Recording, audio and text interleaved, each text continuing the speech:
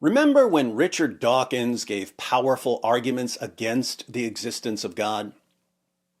Neither do I. Dawkins is one of the pioneering ringleaders of that circus we call the New Atheism. If you're not familiar with the group, the New Atheism is like the Old Atheism if the Old Atheism got rabies. Back in the 1980s and 1990s, atheists generally didn't care what other people believed. They were like, oh, if you think your God and your book help you, that's fine for you, but I don't need that. Then Richard Dawkins and Sam Harris and Christopher Hitchens came along and turned that cute little atheist puppy into Cujo. How did they do it? How did atheism go from Winnie the Pooh to Cocaine Bear almost overnight? Well, Dawkins and Harris and Hitchens were the first people to successfully use cult tactics on a large scale with atheists. Turns out, if you want to mobilize and weaponize your listeners, arguments and evidence just aren't the way to go in the 21st century. Manipulating people into joining and expanding your group is massively more efficient and effective. Keep in mind, I'm not advocating manipulation and cult tactics. I'm simply describing the world we now live in. If you want a group that's going to march out into the world and mindlessly carry out your commands like drones, you need cult tactics. You instill in your followers an us versus everyone else mentality. It's us against the world. You give them an unmerited self-esteem boost just for being in your group. In this case, it's, oh, if you're part of our group, you're smart. If you're not part of our group, you're dumb. You stir up their emotions and give them a sense of urgency. Oh man, Christians are on the verge of forming a theocracy. If we don't stop this religion thing right now, we're all doomed. If you set up your group correctly, you can rely on peer pressure within the group to keep members in line. So if someone starts asking the wrong questions or doubting the group's doctrines, other members of the group will shame that person into conformity. The most crucial step for someone like Dawkins is convincing his followers to let him do their important thinking for them. If you run into a Dawkins drone on Twitter or in the comments section of YouTube, the Dawkins drone will tell you how stupid you are for believing in God. But if you start asking questions, you find out very quickly that the Dawkins drone has no clue what he's talking about. He doesn't know anything about biology or cosmology or history or philosophy or anything else that may be relevant to the discussion. In fact, there's a really good chance that the Dawkins drone, who's trying to convince you to become an atheist, can't even spell the word atheist. I don't have any actual statistics, but I would estimate, based on personal encounters online, that between 1/4 and 1/3 of Dawkins drones can't spell the word atheist. But that won't stop them from telling you how stupid you are for not mindlessly siding with Richard Dawkins, the Zuckerknight of atheism. Why are these Dawkins drones so confident that there's no evidence for the existence of God when they've clearly never examined the evidence for anything? Well, they really believe that their atheist heroes have carefully examined the evidence and concluded that the evidence is really, really bad.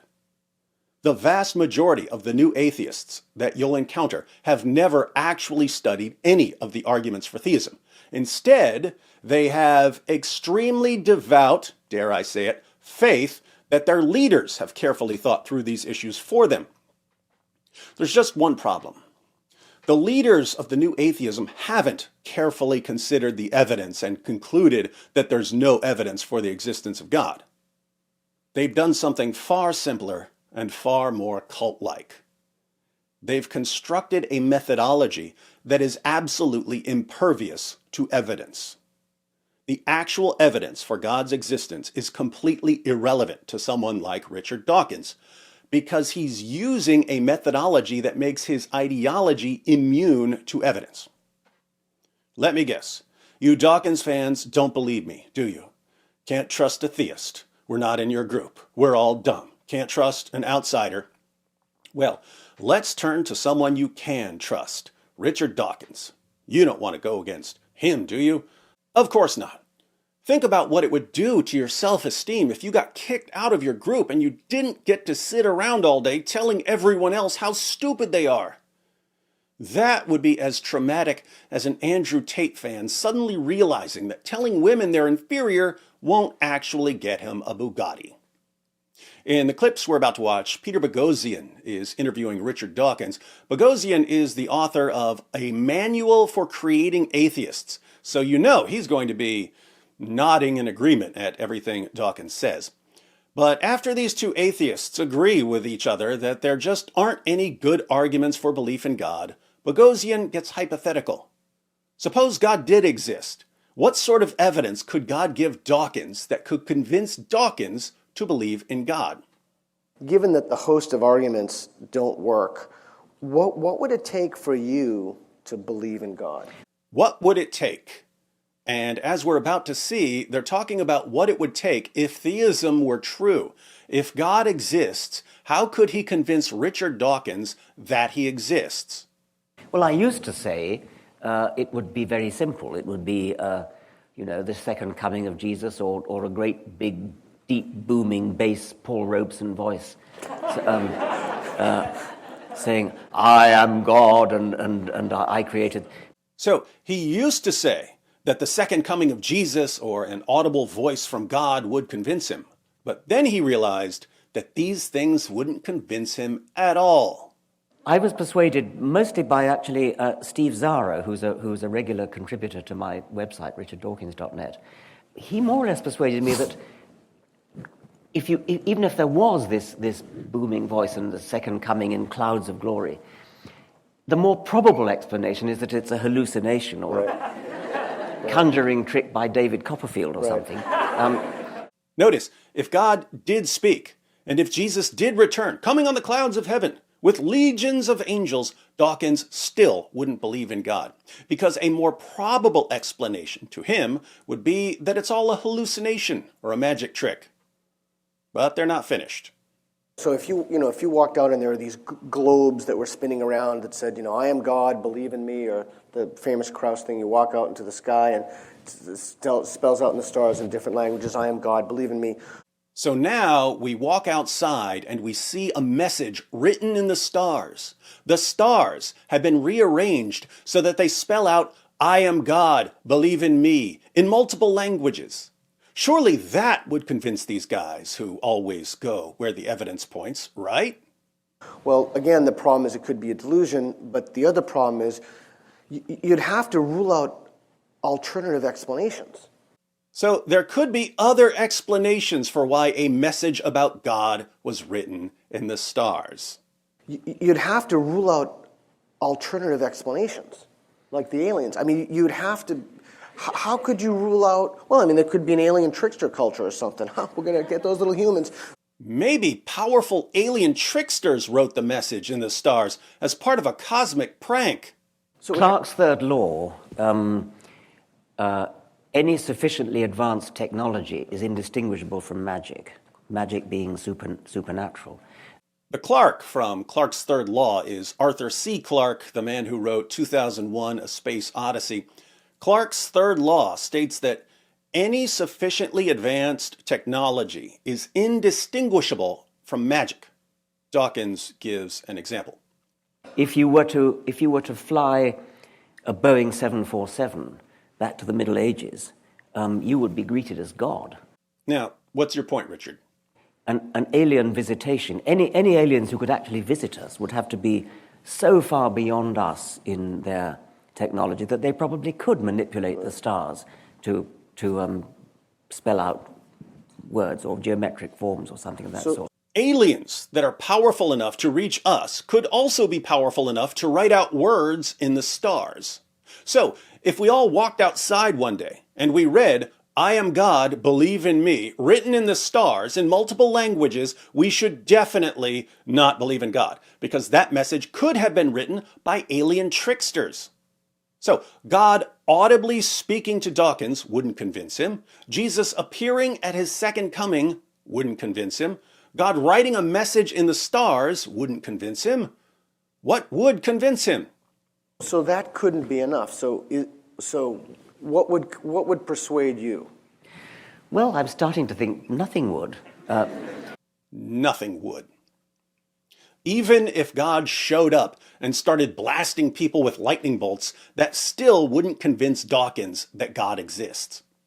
And if you listen to the discussion, it sounds like Peter Boghossian agrees completely. If God exists, there is absolutely nothing he can do to convince Richard Dawkins and Peter Boghossian that he exists. Why? Because they've adopted a methodology that is completely impervious to evidence. But there's more. Well, I'm starting to think nothing would, which in a way goes against the grain, because I've always paid lip service to the view that a scientist should change his mind when evidence is forthcoming. Did you catch that? Dawkins says that he's always paid lip service to the view that a scientist should change his mind in light of the evidence. He calls it lip service. Do you know what lip service means? It means you say one thing, but your actions show that you don't really believe what you're saying.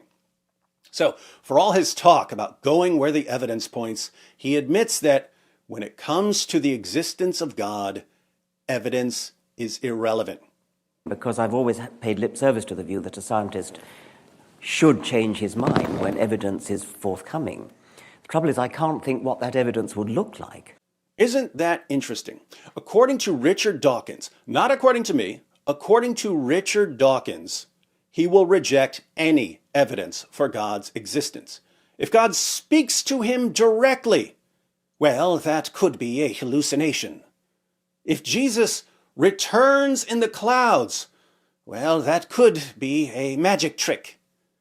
God writes a message in the stars in multiple languages, well, that could be alien tricksters trying to trick me.